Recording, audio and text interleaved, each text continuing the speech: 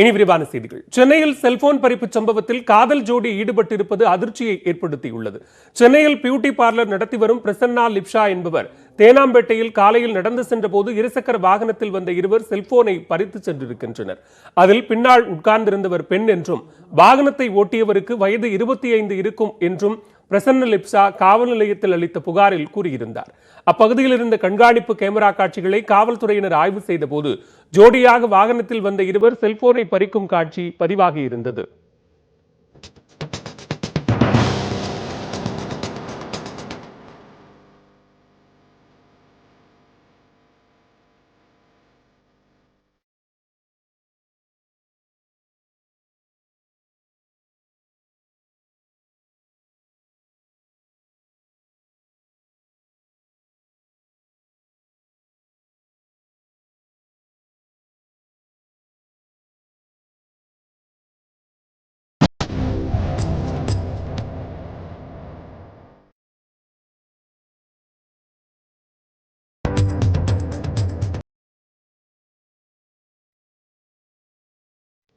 விசாரணையில் சூளைமேட்டைச் சேர்ந்த ராஜு என்பவரையும் தாம்பரத்தில் உள்ள பல்கலைக்கழகத்தில் பயின்று வரும் ஸ்வாதி என்ற பெண்ணையும் காவல்துறையினர் கைது செய்தனர்.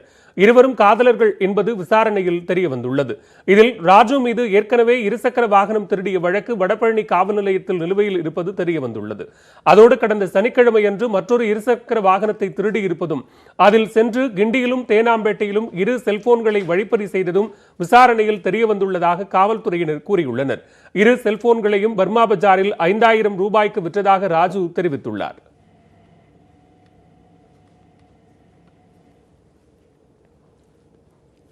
கடந்த 48 ஆண்டுகளில் இல்லாத அளவுக்கு காவிரி ஆற்றில் வெள்ளம் பெருக்கெடுத்து ஓடியதால் ஒகேனக்கலில் சேதம் ஏற்பட்டுள்ளது.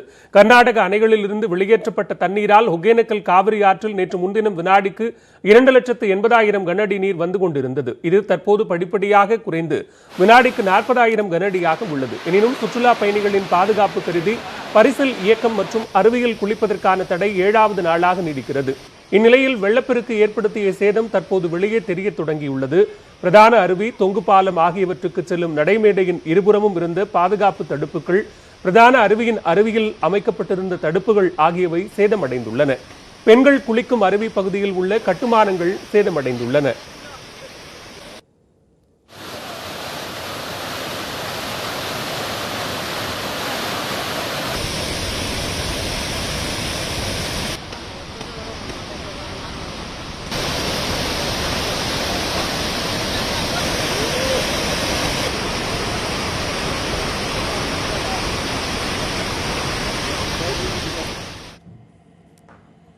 மேலும் பெண்கள், ஆண்கள் குளிக்கும் அருவிகளுக்கு செல்லும் வழியில் இருந்த 3 மின் கம்பங்கள் அடியோடு சாய்ந்துள்ளன.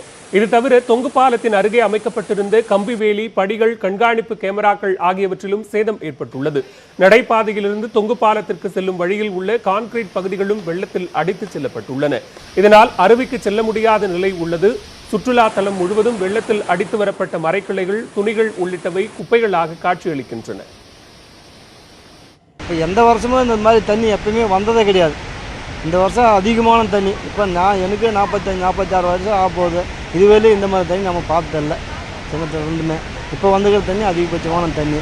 இதெல்லாம் கொஞ்சம் நிப்பாட்டினால கொஞ்சம் தண்ணி இன்னும் கொஞ்சம் குறைஞ்சா நமக்கு வேலை வாய்ப்பு கொடுக்குறதுக்கு கவர்மெண்ட் கொஞ்சம் கொடுப்பாங்க. இது எதிர்பார்க்காத தண்ணி. இவ்வளோ தண்ணி இது வரைக்கும் வந்ததே கிடையாது.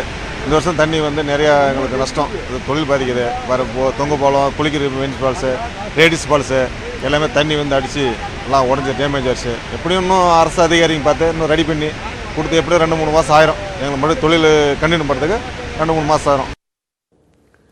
ஒகேனக்கல் காவிரி ஆற்றில் வெள்ளப்பெருக்கு ஏற்பட்டதால் தருமபுரி மாவட்ட மக்கள் குடிநீர் கிடைக்காமல் அல்லாடும் வினோத நிலை ஏற்பட்டுள்ளது. ஒகேனக்கல் கூட்டு குடிநீர் திட்டம் மூலம் தருமபுரி, கிருஷ்ணகிரி மாவட்ட மக்களின் தேவைக்காக நாளொன்றுக்கு 120 MLD தண்ணீர் நீரேற்றம் செய்யப்படுகிறது. இந்நிலையில் ஒகேனக்கல் காவிரி ஆற்றில் ஏற்பட்ட வெள்ளம் கூட்டு குடிநீர் திட்டத்திற்கு தண்ணீர் எடுக்கும் கட்டத்தை சூழ்ந்தது. பாதாள அறைக்குள் தண்ணீர் புகுந்ததால் மின் மோட்டார்கள் நீரில் மூழ்கி மின்சாரம் துண்டிக்கப்பட்டது. தண்ணீரும் மண் கலந்து வந்ததால் நீரேற்றம் செய்ய முடியவில்லை. இதனால் தருமபுரி நகராட்சி, 10 பேரூராட்சிகள், 251 ஊராட்சி என மாவட்டம் முழுவதும் குடிநீர் விநியோகம் கடுமையாக பாதிக்கப்பட்டுள்ளது. குடிநீர் கிடைக்காமல் மக்கள் அவதிப்பட்டு வருகின்றனர். இப்போ வரைக்குமே 4 நாள் ஆகுது. இன்றைக்கும் எப்போ வரும், எப்போ கிளியர் ஆகும் அப்படின்ற எதுவுமே சொல்லாமல் இருக்காங்க. ஒவ்வொருத்தருமே 2 கிலோமீட்டர் தள்ளி வந்து தண்ணி எடுத்துகிட்டு வராங்க. ஒரு நாளைக்கு வாரத்தில் ஒவ்வொரு ஊருக்கும் 2 நாள் வரும். இப்போ எங்கேயுமே வராதனால எல்லாருமே ஒரே இடத்துல வராங்க. பாலக்கோடு பஞ்சப்பள்ளி அணை மூலம் பழைய தர்மபுரியில் ஒரு இடத்தில் மட்டும் குடிநீர் கிடைக்கிறது. அந்த இடத்திற்கு வந்து பல மணி நேரம் காத்திருந்து ஆட்டோக்கள் மூலமாகவும் இருசக்கர வாகனங்கள் மூலமாகவும் மக்கள் தண்ணீர் பிடித்து செல்கின்றனர். ஒரே இடத்துல இருக்கிறதுனால பிரச்சனை நிறையா இருக்குது. நிறைய கூட்டங்கள் அதிகனால டைம் ஆகுது. மேற்கொண்டு எந்த ஒரு இது இல்லாமல் மாற்று வழியும் இல்லாமல் இருக்கிறனால இங்கே ஒரு இடத்துல மட்டும்தான் தண்ணி வருது. இது தொடர்பாக அதிகாரிகளை தொடர்பு கொண்ட போது வெள்ளப்பெருக்கு குறைந்து மோட்டார் சரி செய்யப்பட்ட பின்னர் குடிநீர் கிடைக்கும் என்று கூறினர். இதனிடையே அந்தந்த பகுதியில் உள்ள நீர் ஆதாரங்களில் இருந்து தண்ணீர் எடுத்து விநியோகிக்குமாறு மாவட்ட நிர்வாகம் அறிவுறுத்தியுள்ளது. கடந்த ஆண்டு இதேபோன்று வெள்ளப்பெருக்கு ஏற்பட்ட போது குடிநீர் பிரச்சனையை சந்தித்த மாவட்ட நிர்வாகம் இந்த ஆண்டு முன்னெச்சரிக்கை நடவடிக்கை எதுவும் எடுக்கவில்லை என்றும் மக்களிடமிருந்து குற்றச்சாட்டு எழுந்துள்ளது.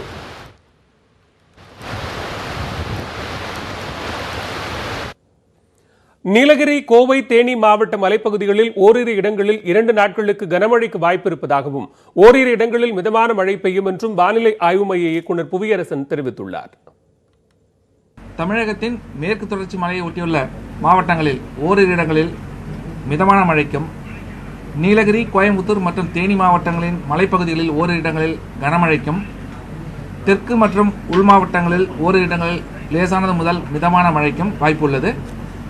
கடந்த 24 மணி நேரத்தில் அதிகபட்ச மழை அளவாக பெரம்பலூரில் 8 சென்டிமீட்டர் மழையும், வால்பாறையில் 7 சென்டிமீட்டர் மழை பதிவாகியுள்ளது. சென்னையை பொறுத்தவரை வானம் ஓரளவு மேகமூட்டத்துடன் காணப்படும்.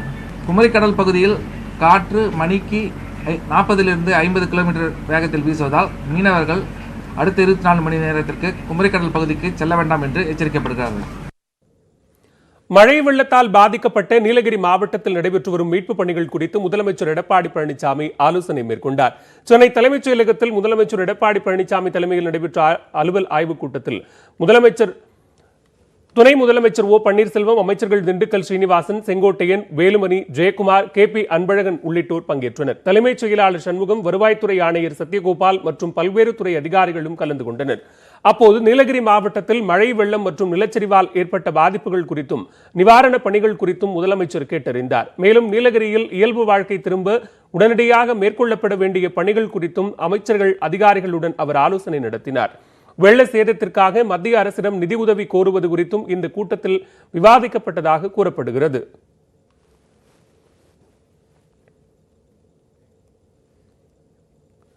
வெளிநாடுகளுக்கு சுற்றுப்பயணம் செல்லும் முதலமைச்சர் எடப்பாடி பழனிசாமிக்கு மழை வெள்ளத்தால் பாதிக்கப்பட்ட நீலகிரிக்கு சென்று பார்வையிட நேரம் இல்லை என்று திமுக தலைவர் மு.க. ஸ்டாலின் குற்றம் சாட்டியுள்ளார். மழை வெள்ளத்தால் பாதிக்கப்பட்ட கேரள மாநிலத்திற்கு திமுக சார்பில் 70 லட்சம் ரூபாய் மதிப்பில் நிவாரணப் பொருட்களை சென்னை அண்ணா அறிவாலயத்திலிருந்து அக்கட்சித் தலைவர் மு.க. ஸ்டாலின் கொடியசைத்து தொடங்கி வைத்தார்.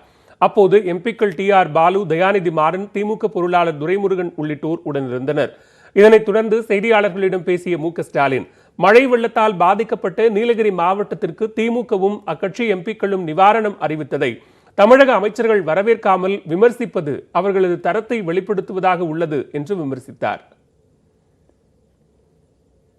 நேரடியாக சந்திச்சு இந்த கேள்வியை கேளுங்க, ஏன் போகல, என்ன காரணம், அமெரிக்காவுக்கு லண்டனுக்கு போகிறதுக்கான முயற்சியெல்லாம் பண்ணிட்டு இருக்காரு, அந்த ஏற்பாட்டில் இருப்பார் ஒரு வேலை. அதனால் இதுக்கெல்லாம் போகிறதுக்கு அவருக்கு நேரம் இருக்காது என்று நான் கருதுகிறேன்.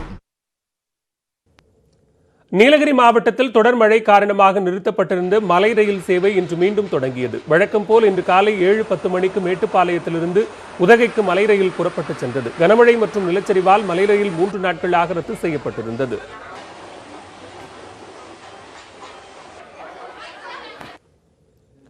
அரசு பள்ளி ஆசிரியர்